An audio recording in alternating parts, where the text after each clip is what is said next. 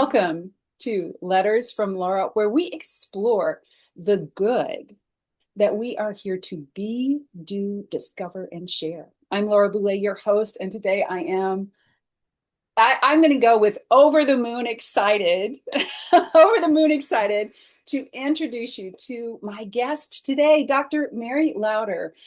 Mary is, and Mary, correct me if I am wrong, but you are an osteopathic physician, shamanic healer, and author of this gorgeous, heart stopping yet heart opening book, Anatomy of a Soul's Calling. Yeah. Becoming the physician healer I was meant to be. Mary, welcome. I am so glad you're here today. Oh, it's great to be here. I got goosebumps already. This is going to be fun. It's fun already. So let me ask you this. I'm pretty sure I've got this correct, just to give our listeners some context. You are Holland, Michigan is where you are Yes. located, and that is where your practice is as well. You are an avid bike rider. You, I believe, are a coffee connoisseur. Mhm. Uh-huh, Dr. Lauder. And rumor on the street is that you are a pretty damn good baker. Mhm. Yep. All right. Yep. Usually it's the old European recipes. Things like pfeffernusse, Yes. Springerly, anise drops, things that are of German nature and German Uh-huh. heritage. That's my heritage. Yes. So, and so then I use more of the heritage flowers that go along with that and the regenerative farming in the flowers. And so when you have a cookie, it's like a meal. Yes. It's really a substance, it's something versus, I mean, I like cookies are good. And my parents owned a bakery Okay. and, but I kind of forayed into that specialty a bit. Yeah. Thank you very much for sharing that. And what I'm loving right now is the word substance, because I think that is one of your um, genius gifts is bringing joy and creativity and a lot of light to things that are of substance. And with that, I would like to indulge me for a moment, please. Yes. Read a really lovely testimonial from the back cover of your book. Now, I believe Okay. covers of books have power. I do. So I would like to read this to get us going in our book discussion. This is a quote from Dr. Sarah, I want to pronounce her last name correctly, Seidelman. Yes. Seidelman. Dr. Seidelman is the author of Swimming with Elephants. Yeah. Here's what she has to say about Dr. Lauder's book. An enchanting story warmly told of a mystic and wounded healer who finds her way home through grief. And I want to just let that land for a moment. Who finds her way home through grief. Yeah. This is a book about a calling. This is a profound, profound book. I got goosebumps when I read it. I have scribbled on it so much, I'm embarrassed to show you. I have dog-eared pages. I have fallen in love with your truth bombs. And I just want to start with a question, which is, Mary, can you take us back to a moment when you first felt a deeper calling? Just that pull, that tug at the heart, and maybe before you even could language it, take us back to a moment. Yeah. Yeah, there's a lot of those. The earliest one I can remember, however, I was 3. Mm. And we moved from a house in the city to the suburbs, but it was really kind of country. And I remember being outside under this massive oak tree that held our tire swings and going up into the lilacs. Mm. And what I did was just stood in the lilacs. And of course, they were towering over me. And what it was an old homestead that had an abandoned basement that was a dirt basement and a few rocks and things like that, what we would call an old Michigan basement. And I just stood in the lilacs and I couldn't figure out where I ended and the lilacs began. Mm. And I just felt a sense of beingness and that I was meant to do something.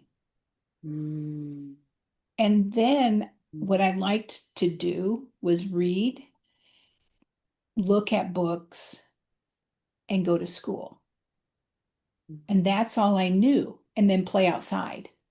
So that's how I saw, but I just kept feeling a draw Mm. inside of me to something that I was meant to do, but I didn't know what word or language or what it was. Wow. Wow. 3 years old. Yeah, That's very powerful. And I think it's also very telling uh, that this occurred in nature. yeah, Uh, Nature is a theme throughout this beautiful journey that you take us on. And I know for myself, and I feel this is a truth for you, that nature is a presence, yeah. a, a I don't want to say a person in your life, but Yeah, it has persona to it though. yes, yes, I agreed. Absolutely Yeah. agreed. Right? Yes, yes, yes. Okay, so in the book, you write that calling often becomes clear only when other identities fall away. Only when other identities fall away. Now, this is a really layered thing. We go from 3 years old to moving forward in life. What do you feel that you had to release in terms of those identities, in terms of letting them fall away in order to step into that calling? Because I see a calling as process versus Yeah. place. So that's my question then is what did you have to release? The unlearning, maybe, right? Yeah, the unlearning was things that I was conditioned with that I couldn't do, told I couldn't do. There was a counselor in high school who told me I wasn't very smart. There was a teacher in sixth grade when I had almost passed away from my appendix having ruptured that said, you're back at school, who do you think you are? Just trying to kind of get back in things. It was just a very unique encounter of me like feeling like I had really learned something and I approached my lessons differently. And that was noticed. And it was like, who do you think you are? And I'm like, I think I'm me. And that was actually a lot of the conditioning also came in our family of origin and what we were expected to do or expected to feel or expected to think. Mhm. And because I've had these feelings of beingness and sense of who I was, it was always posed upon me that I was up to something. Oh, So what I had to overcome wow. for decades was this sense of I'm up to something that's probably not good because it's the way I see it. So I had to keep coming up against that, pushing through that, Mm. and telling myself that no, I'm just trying to find out what I'm meant to do and meant to be. And then I, also ran into that during university and postgraduate with a religious organization I was with Yes, and the restrictions there. yes. So what I had to let go of was the things that were untrue. Mhm. And I Mm. had to do that continually, and and Yeah. continually, and Ongoingly, yes. it was because Yes. and also the other untruths that I wasn't going to find it. So, Yes. Yes. yes, and Yes. and I and then what I held on to was the opposite of like the music from Sound of Music, climb every mountain, ford every Yes. stream, follow every mountain till you find your dream. It's like I had those inspiring Yes. thoughts that Yes. kept me going, and I had to Wow. let go of the things continually that Hmm. were not true. Yeah. Yeah. this to me speaks of the hero's journey in this way of constantly, how do I want to phrase that? Constantly hitting um, societal norms, societal expectations, expectations from family of origin, from a church, from educational institution, constantly hitting those and saying, not true for me. And then finding a way to navigate through, navigate around, keeping yourself intact. Um, and it was on and on and on in cycles, Yeah. cycles and cycles and cycles of this. And I want to just speak really quickly, directly to listeners that this is a uniquely, Dr. Lauder went through some uniquely female experiences. We spoke before we started this interview that no spoilers. It's been very hard for me. I have to be candid. I would love to just dive into specific stories, Right. but I want you to know um, there's trauma, there's grief, and all of it is on this journey of Mhm. no, this isn't true for me. Where and how did you find backup for your truth? This is a question, Dr. Lauer. Where and how did you find backup for that truth? I mean, that's enormous what you went through. Yes, it is. And I have been told that it was a relatively inordinate amount of trauma. I would second that, Yeah. if I may. Yes. So I feel in many ways I've been healing for generations, probably iterations, Yes. incarnations. And so I think those streams run very, very deep. And I think that's what this trip to this planet was all about this time, was that deep healing. Mm. Um, so I think, what kept me going was that I hadn't found what I really felt I was fully meant to do. Mm-hmm. Yes. And some people call it peeling the onion. I call it looking under every rock. This is sort of it, that's sort of it, that's not it, that's sort of it.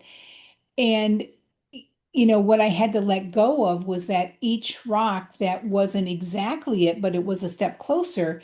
I had to let go of the fact that that was a failure because Mm. it wasn't a failure. It was my journey. Right. And it was only when I really wrote this book and then read the book. I've read my book like 5 or 6 times. And I'm humbled by reading what I went through, to be honest. Yes. And I'm like, really? Oh my goodness. And Right. how did I ever think that this was mistakes? This was just my journey. Yes. Yeah. Yeah. Big truth bomb right then, to look at things either through that lens of, oh, another failure. Oh, I turned over the rock. Oh, another failure. And to reframe, to know, no, not a failure. This is my journey. That was a stepping stone Yeah. to become so journey oriented Yes. and to continue to heed the call to journey. Yes. Yeah, a deep bow to you for that. Yes. That's a lot. Hmm. Brings me to a question about healing, which is not just a theme in your book. I think it is a theme in everyone's life.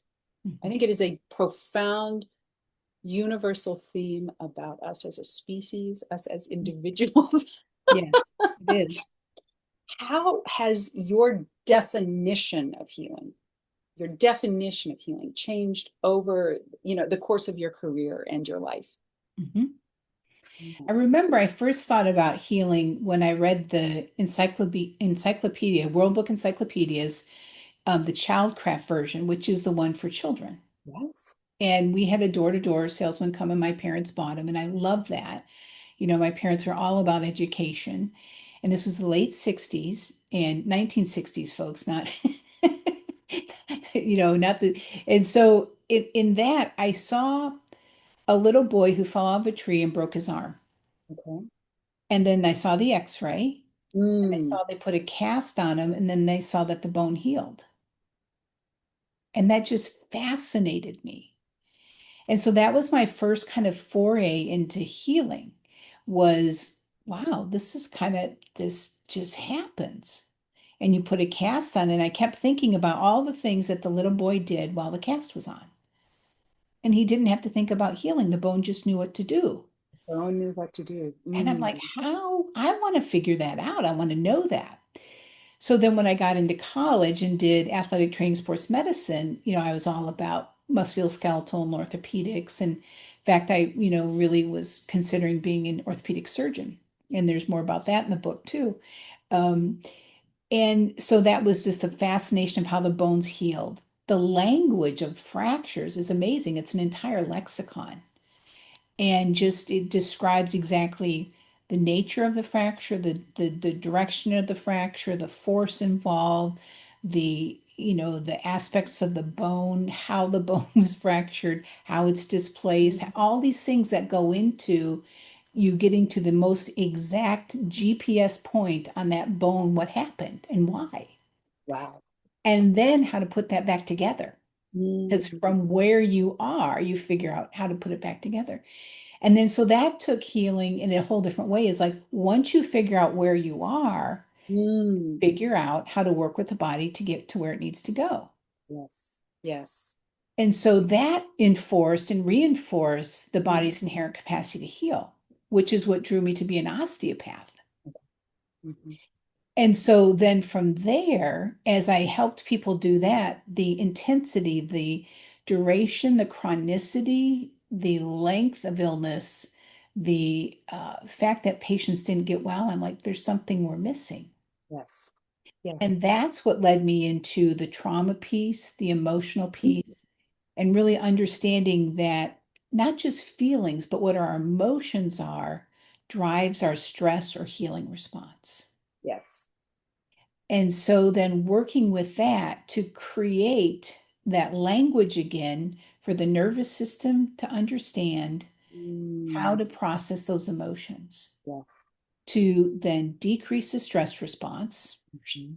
to increase the health response.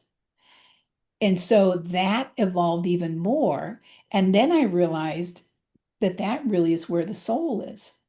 Ah, And so the soul is within and without, yes. it's here and it's there. Yes. It calls and we respond. We call and it responds.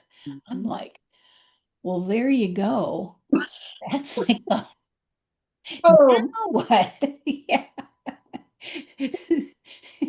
Boom. Like a big, mic drop moment just then, right? Right, right. Wow. So this has been a process for you Mhm. from first of all, I love that reference to the World Book Encyclopedia. I mean, you and I are exactly the same age, by the Yes, way. We are yes, 62. So this is yeah, our what is it? This is our 1962. What is this year? It's our platinum year. Is that what it's called? yeah, Yeah, there we go. Platinum yeah, year. Here we are in our platinum years. So that reference warms my heart. I too yes, was in love with those and the door-to-door salesman. This is, yes, you speak my language, lady. yeah, From that moment of curiosity about, hang on, this bone healed. How did it know how to do that?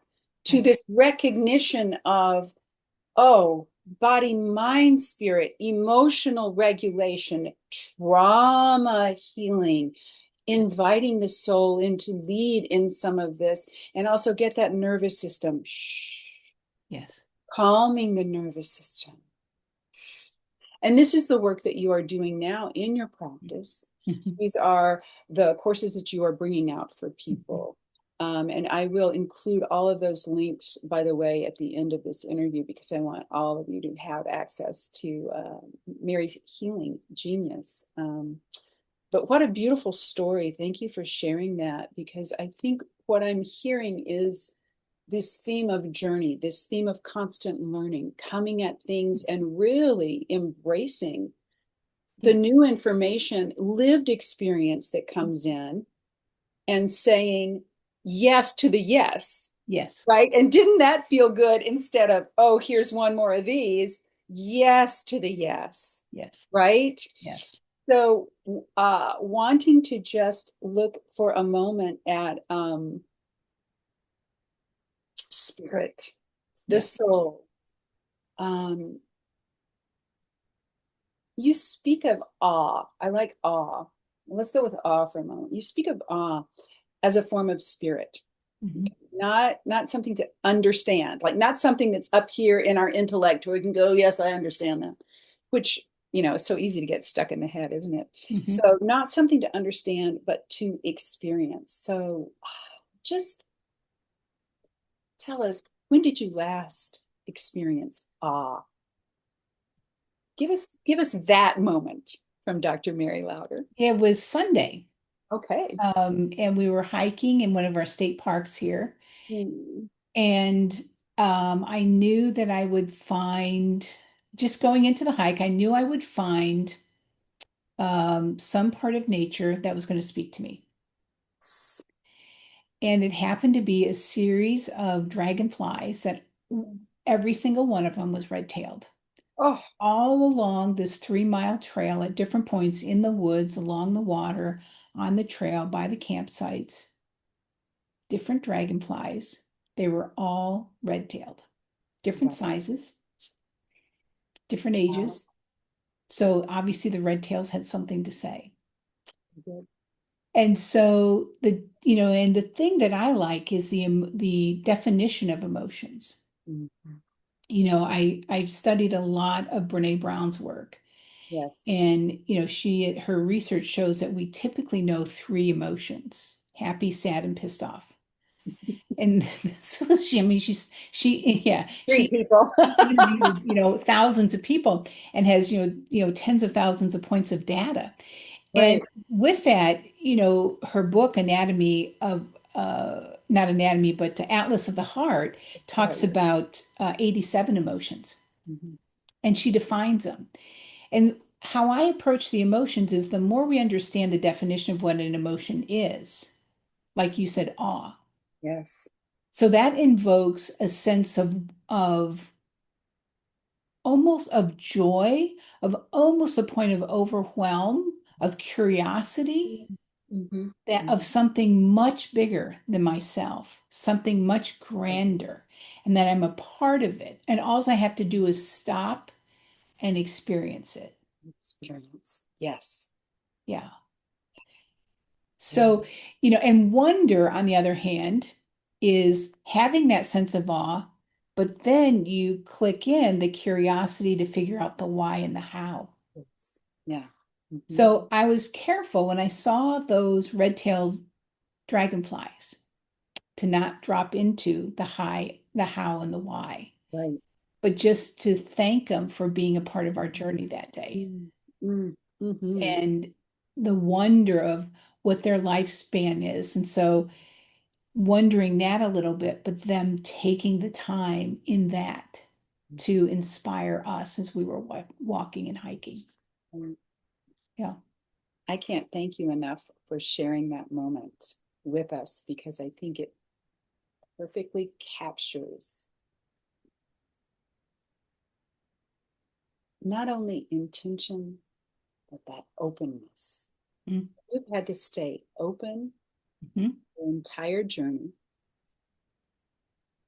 So many people would have shut down and closed up, put the shell on, and said, no way, I'm not coming out again. This is too much. And yet you kept going, you kept going, you kept going. And I know we're running out of time. I know we could keep going and discuss so much more, but I wanted to mention the companion guide that goes with your book.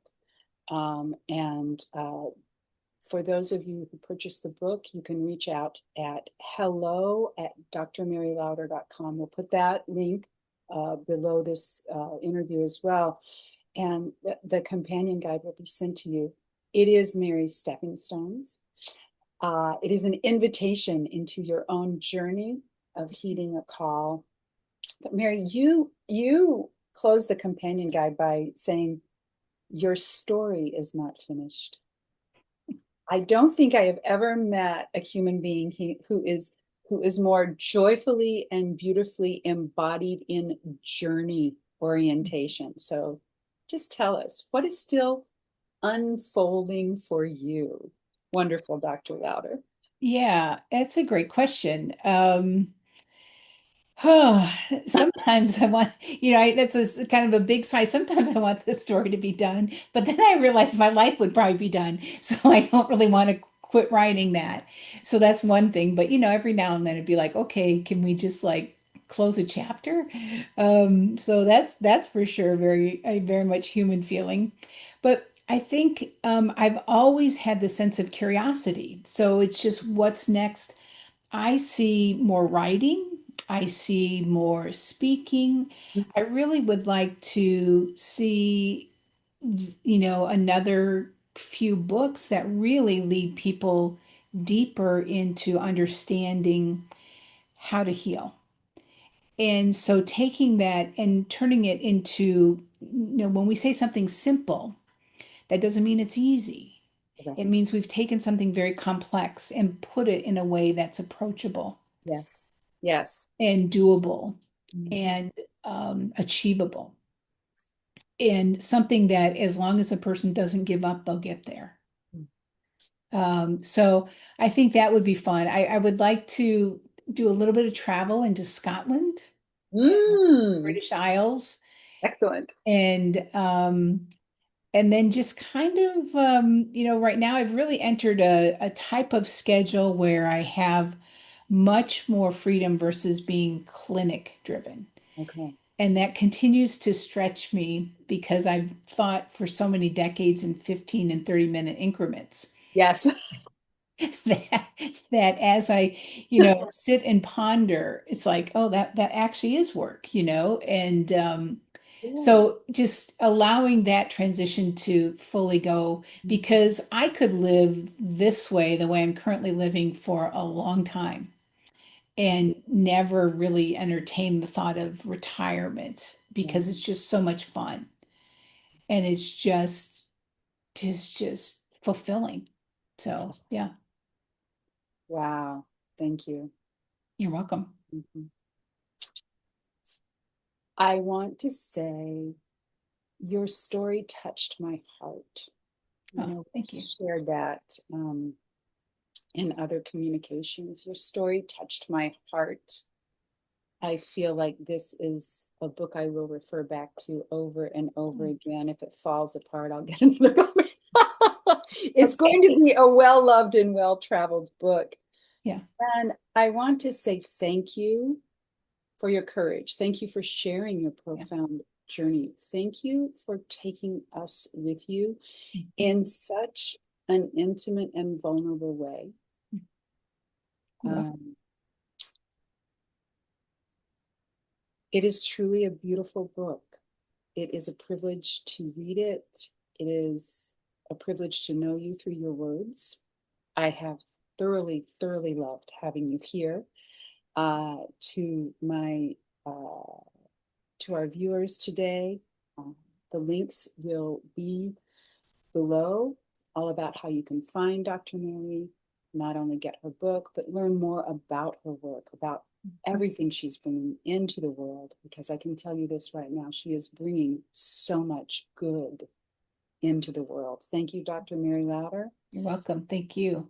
Thank you, thank you. And let's keep the good going and growing. That sounds great. Thanks.